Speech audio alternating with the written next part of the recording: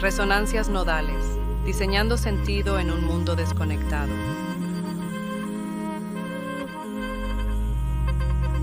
Hoy, Design Anthropological Futures de Rachel Smith. Bien, vamos a sumergirnos en el material de hoy. Tenemos una colección de textos sobre un campo que a primera vista suena como una combinación extraña, ¿no? La antropología del diseño. Por un lado, la antropología, que estudia a las culturas humanas pasadas y presentes. Por otro, el diseño, que siempre parece estar obsesionado con crear el futuro. La misión que nos proponen estos textos es ver qué pasa cuando estos dos mundos chocan. Y la premisa es que de esa colisión surgen herramientas radicalmente nuevas. No solo para hacer cosas, sino para imaginar y construir futuros posibles de formas que no habíamos considerado. Sí, y es un punto crucial. La gente suele pensar que la antropología ayuda al diseño a entender mejor a los usuarios, para venderles más cosas. Claro, una especie de marketing sofisticado. Exactamente, pero los textos van mucho, mucho más allá. Proponen una fusión donde la antropología no es una sirvienta del diseño, sino una socia en una práctica que es a la vez crítica, especulativa y profundamente colaborativa. El objetivo final no es un producto, sino abrir el espacio de lo posible, cuestionar lo que damos por sentado. Me gusta eso de abrir el espacio de lo posible. Porque la visión tradicional del diseño es más bien la de cerrar un problema, ¿no? Encontrar la solución. Pero estos textos proponen algo distinto, un concepto que me pareció fascinante, el diseño como intervención. ¿A qué se refieren con eso? Se refieren a un diseño que no busca necesariamente resolver algo, de forma definitiva. A menudo su objetivo es interrumpir una situación, sacudir la normalidad para provocar nuevas experiencias, diálogos o una nueva conciencia sobre algo. El ejemplo del hospicio en Roma que se mencionó es increíblemente potente. Allí, los investigadores no llegaron a diseñar un nuevo tipo de cama o un dispositivo médico. Que sería lo que uno esperaría de un diseñador en un hospital, claro. Exacto. En lugar de eso, introdujeron objetos simbólicos casi poéticos. Por ejemplo, unas muñecas matrioscas vacías. Ajá. Para que los pacientes y sus familias pudieran guardar adentro pequeños objetos que representaran su experiencia, sus miedos, sus recuerdos. O una estación de mensajes colgada de un árbol en el jardín para dejar notas anónimas. No eran soluciones a la muerte, por supuesto. Eran catalizadores. Entiendo. O sea, la utilidad del objeto no es funcional, es emocional y comunicativa. Rompe con la idea de que el diseño debe ser eficiente en un sentido práctico. Aquí la eficiencia es generar conversaciones que son demasiado difíciles de empezar, de la nada, sobre todo en un lugar tan cargado emocionalmente. Pero, ¿cómo se mide el éxito de algo así? No hay métricas de ventas o de engagement. Esa es la clave. El éxito se mide en la calidad de las interacciones que genera. Se mide en si logró hacer visible una tensión, una necesidad o una conversación que antes estaba oculta. No se trata de un producto final, sino de un proceso que se desencadena. Y esto nos lleva a otra idea muy ligada que mencionan los textos, el diseño especulativo. Que a primera vista suena todavía más abstracto. Estamos hablando de diseñar para mundos de ciencia ficción. Podría parecerlo, pero su propósito es muy terrenal. El proyecto Energy Futures es un ejemplo perfecto. No buscaba crear el próximo termostato inteligente para ahorrar energía. Lo que hicieron fue materializar lo que llamaron superficciones. Superficciones. Sí, colecciones de artefactos de posibles futuros energéticos. Y algunos son bastante provocadores. He visto las imágenes. Hay un dispositivo que supuestamente convierte la grasa corporal en electricidad para uso doméstico y otro que son como bombas de enchufe para cometer actos de desobediencia civil energética, como robarle electricidad a la red corporativa. Justamente. La primera reacción puede ser de risa o extrañeza. Nadie va a producir en masa un convertidor de grasa corporal. Pero esa no es la cuestión. El propósito de esos objetos es obligarnos a pensar. El convertidor de grasa nos hace preguntar ¿qué valor le damos a nuestros cuerpos? Y si la energía no fuera algo externo, sino algo que producimos. Las bombas de enchufe nos fuerzan a ver que la energía no es un servicio neutral, es un sistema político con relaciones de poder. Estos objetos no son predicciones, son argumentos hechos cosas. Son provocaciones para debatir la ideología que hay detrás de nuestro consumo energético. Ya veo. No se trata de la viabilidad del objeto, sino de la viabilidad de la conversación que el objeto inicia. Es una herramienta para pensar. Y hablando de futuros posibles y de cómo los imaginamos, eso me lleva a otra idea de los textos que, la verdad, me voló la cabeza. A ver, Cómo nuestra percepción del tiempo moldea todo lo que creamos. es una distinción fundamental, y los textos la exponen de manera muy clara. Por un lado tenemos lo que llaman el presente cercano. Es el tiempo del diseño comercial, el de los estudios y las corporaciones. Todo se rige por plazos, cronogramas lineales, diagramas de Gantt, la vida útil de un producto. El tiempo es un recurso escaso que hay que gestionar, optimizar y comprimir. Claro, es el mundo de los sprints, los deadlines, el time to market. Todo es una carrera contra el reloj desde un punto A hasta un punto B. No hay tiempo para desviarse. Precisamente, y los textos lo contrastan con una noción completamente diferente que llaman el presente de largo alcance. El ejemplo que usan son los constructores de las Earthships, estas viviendas ecológicas y autosuficientes construidas a menudo con materiales reciclados como neumáticos y botellas. Día a día ahí. Vivir en una Earthship te obliga a estar constantemente consciente de tu impacto, o se vuelve algo normal. ¿Qué pasa si se rompe algo? No puedes ir a la ferretería por un repuesto estándar. Esa es una excelente pregunta, porque toca el núcleo de la diferencia. Para los constructores y habitantes de estas casas, el presente no es un punto fugaz en una línea. Está profundamente conectado con un pasado, la historia de cada neumático, de cada botella, y con un futuro muy extendido, el impacto ecológico que esa casa tendrá por generaciones. El tiempo no es lineal, es cíclico y expansivo. Y sí, te obliga a pensar distinto. Si algo se rompe, la solución no es comprar, es reparar, adaptar, usar lo que hay.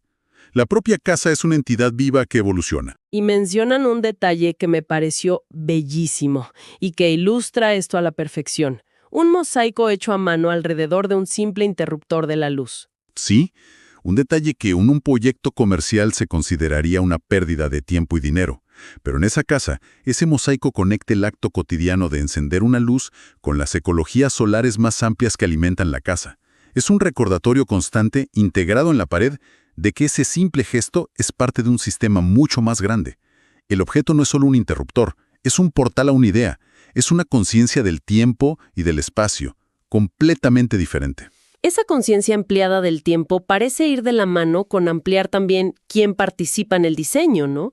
Si ya no se trata solo de expertos resolviendo un problema técnico bajo presión, entonces la colaboración se vuelve fundamental.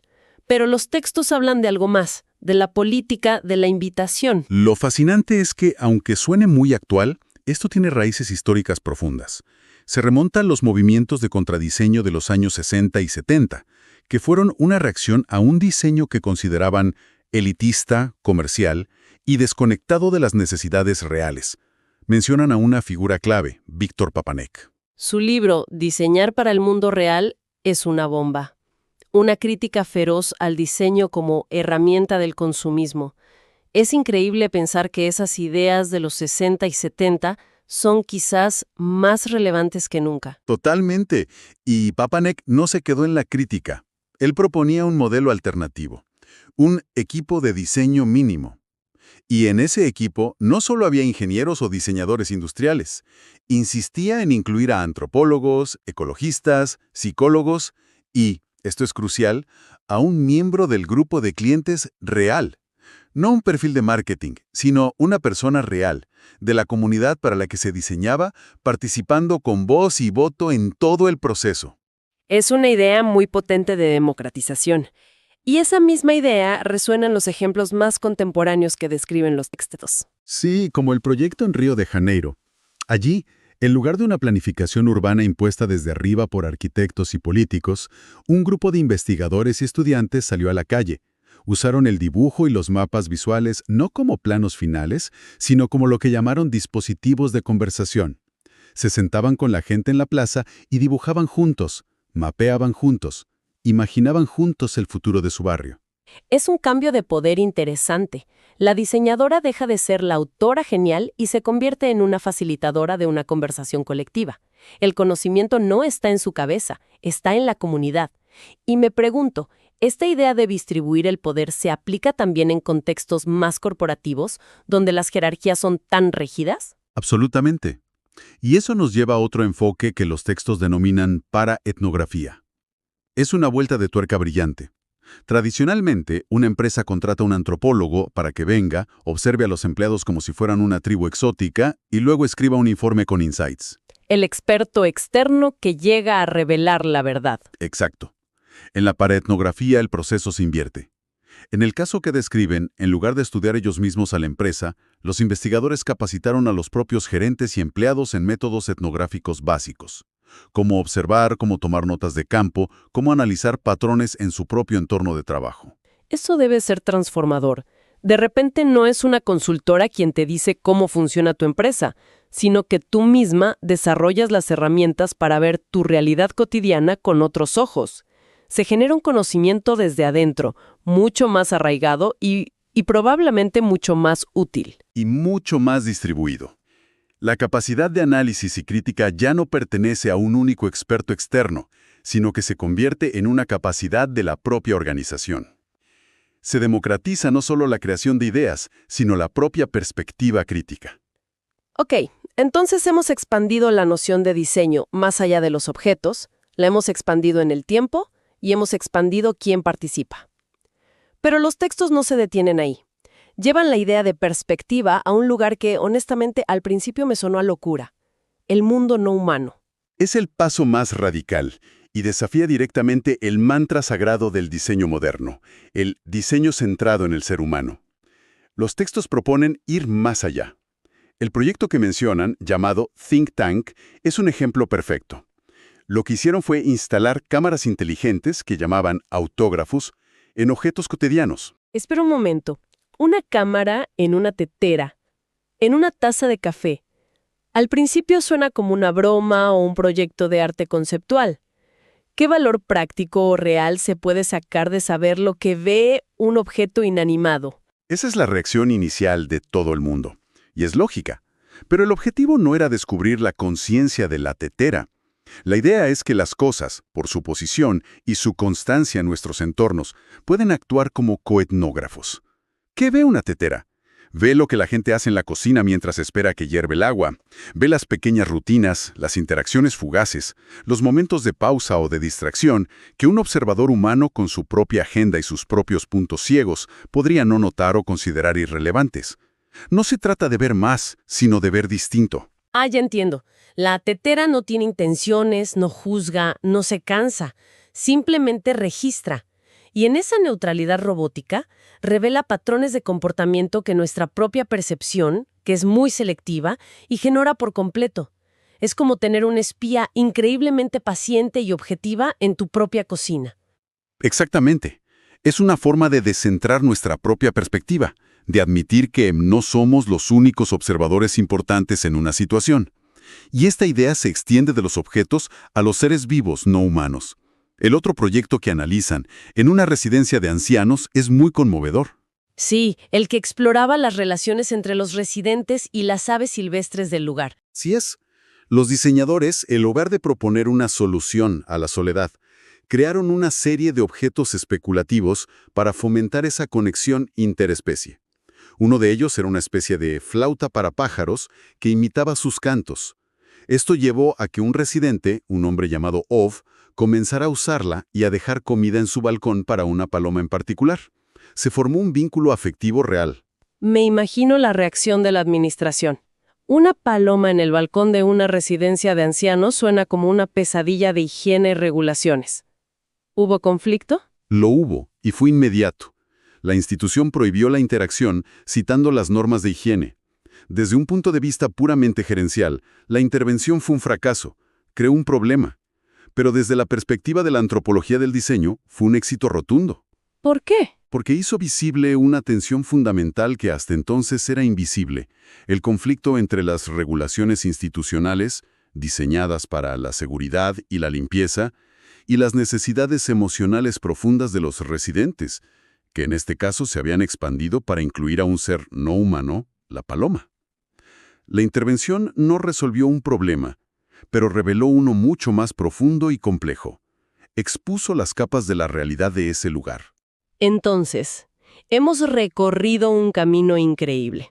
Empezamos con el diseño como una forma de hacer objetos más bonitos o funcionales y hemos terminado hablando con teteras y de la amistad entre un anciano y una paloma.